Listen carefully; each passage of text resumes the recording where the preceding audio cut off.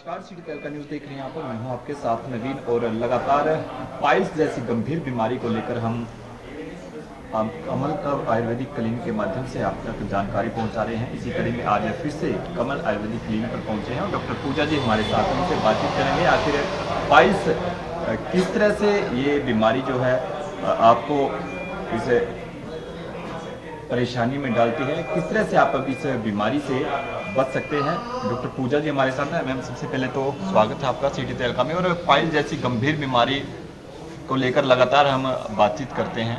एक बार फिर से आप हमारे दर्शकों को बताएं कि पाइल्स आखिर ये बीमारी की शुरुआत कैसे होती है, कौन किस प्रकार से ये बीमारी जो है फैल सकती है। ठीक है, पहले हम बात करेंगे पाइल्स, फिशर एंड जो बगंदर होता है।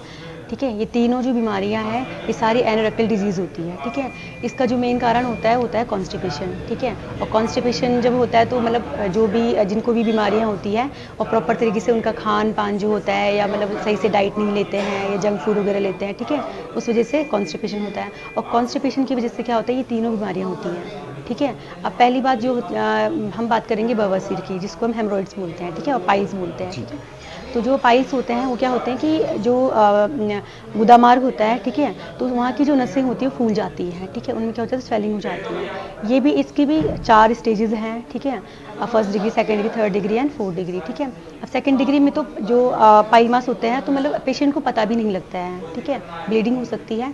देन जो थर्ड डिग्री होता है उसमें क्या होता है कि वो प्रोलैप्स मतलब बाहर को आ जाते हैं, पर हम उसको अंदर इंसर्ट कर सकते हैं। पेशेंट इजीली अपने हाथ से इंसर्ट कर सकता है। बट जो फोर्थ डिग्री होता है, जो फोर्थ डिग्री में क्या होता है कि ये परमानेंटली ये प्रोलैप्स मतलब ये बाहर ही रहेंगे, इसको हम अंदर नहीं ये कर सकते हैं। ठीक है, और इसके बाद आता है फिशर। फिशर में क्या होता है कि इसमें भी जैसे मैंने बात की कि कॉन्स्टिपेशन। ठीक है, तो कॉन्स्टिपेशन से क्या होता है कि गुदा मार्ग में कट लग जाएगा, तो कट लगने से वहाँ पे जलन, चुभन, दर्द और ब्लीडिंग। ठीक है, फ्रेश ब्लीडिंग होगी बिल्कुल। और थर्ड होता है हमारा बगंदर। ठीक है, जिसको हम बोलते हैं फिशुलाई नैनो। ठीक है, तो इसमें क्या होता है कि इसमें इसकी एक ओपनिंग होती है बाहर को गुदा मार्ग के आसपास में, और एक ओपनिंग होती है गुदा मार्ग के अंदर।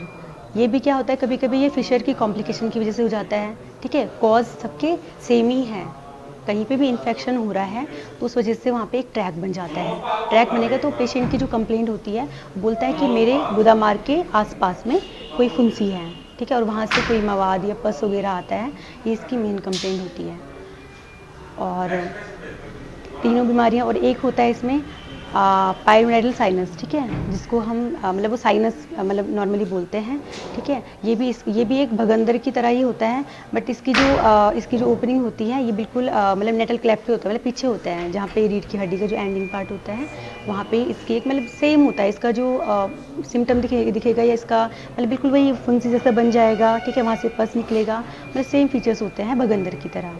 तो ये चारों चीज़ें जो भी हो रही हैं, जो ये 3 चीज़ें हो रही हैं, ये तो कॉन्स्टिपेशन की वजह से हो रही हैं। और जो ये मैंने साइनस की बात की, ये जो होता है कि जैसे जो हेयरी पर्सन्स होते हैं उनमें ज़्यादा होता है। ठीक है, उसमें क्या होता है कि जो हेयर्स होता है तो वो इंसर्ट कर जाते हैं। ठीक है, स्किन में, उस वजह से वहाँ पे इन्फेक्शन हो जाता है। पाइल्स को लेकर लगातार हमारे दर्शकों के भी कमेंट्स भी आते हैं, फ़ोन कॉल पर भी बातचीत होती है कि ये बीमारी आखिर इसके लक्षण क्या होते हैं। भाई ऐसा लगाने के बाद भी वो आराम उनको लग नहीं पाता, तो क्या किस तरह से क्या इसको लगता है कि इसका स्थायी कुछ समाधान, कोई इसका स्थायी इलाज है? देखो, पहले हम बात करते हैं पाइल्स की। तो पाइल्स में क्या होता है, जैसे मैंने मतलब पाइल्स की मैंने स्टेजेस बताई थी, है ना, 4 स्टेजेस बताई थी। उसमें क्या है कि जैसे सेकंड डिग्री की जो पाइल मतलब जो पाइल मास होते हैं उनमें हम क्षारपातन से वो ठीक हो जाते हैं। ठीक है, क्षारपातन करते हैं आयुर्वेद में, तो उससे क्या है, सेकंड डिग्री को हम क्षारपातन से हम ट्रीट करते हैं। देन जो 4 डिग्री एंड थर्ड डिग्री है उसमें हम ट्रांसफिक्स्ड लाइगेशन करते हैं। ठीक है, उसमें हमने जो पाइल मास जो बड़े बड़े होते हैं बिल्कुल, जो बाहर प्रोलैप्स होकर आ रखे हैं, अब क्षारपातन से तो ठीक नहीं होंगे, तो उनको हम क्या करते हैं, ट्रांसफिक्स्ड लाइगेशन करते हैं। क्षार जो ये मेडिकेटेड थ्रेड होता है, ठीक है, ये क्षार सूत्र है, इसके माध्यम से हम उनको लाइगेट करते हैं। ठीक है, क्षार सूत्र विधि द्वारा आप हाँ, करते हाँ, हैं। हाँ, लेकिन बहुत सारे लोग क्या है कि एलोपैथिक की तरफ ज़्यादा कि भाई जल्द आराम लेने की वो सोचते हैं कि भाई जैसे पेन्स है या बार बार उनको टॉयलेट जाना पड़ता है, तो एलोपैथिक में ज़्यादा विश्वास करते हैं। लेकिन क्या लगता है उससे कोई समाधान हो पाएगा?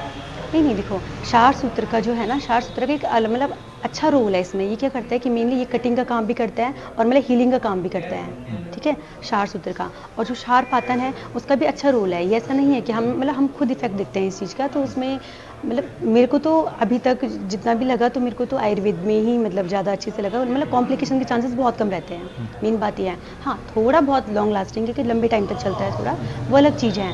बट जैसे हम यहाँ पे प्रोसीजर करते हैं तो यहाँ पे तो हम मतलब लोकल एनेस्थीसिया से हम प्रोसीजर करते हैं, तो मतलब पेशेंट को मतलब आधे घंटे के अंदर में वो मतलब ओपीडी बेस पे हमें भी ट्रीटमेंट करते हैं और पेशेंट इजीली चला जाता है। मतलब तो ऐसे कोई आयुर्वेदिक का दिक्कत इलाज नहीं। थोड़ा लंबा है लेकिन समाधान हाँ, है। समाधान है, समाधान है। हाँ, इसमें से कॉम्प्लिकेशंस के चांसेस क्या हो जाते हैं, कम कम है, काफ़ी कम है। तो उसके बाद इनकी मतलब मेडिसिन भी चलती है, मॉडर्न भी चलती है, आयुर्वेदिक भी चलती हैं, दोनों तरीके से चलती है। खान-पान कितना मानते हैं कि भाई नहीं, इसमें खान-पान देखो, जितना अगर हम 50 दे रहे हैं अपना, तो 50% पेशेंट को भी अपना वो रखना चाहिए। अगर हमने यहाँ से ट्रीटमेंट करके भेज दिया पेशेंट को और वहाँ पे वो मतलब खान-पान उसका वही जंक फूड वो ले रहा है, तो उससे थोड़ी ना ठीक होता है। मतलब पेशेंट को भी तो कुछ करना पड़ेगा ना अपने लिए, कि वो अच्छे से डाइट ले, वो फ्रूट्स मतलब फ्रूट्स ले, ठीक है, सैलेड वगैरह प्रॉपर ले, पानी ज़्यादा पिए, है ना।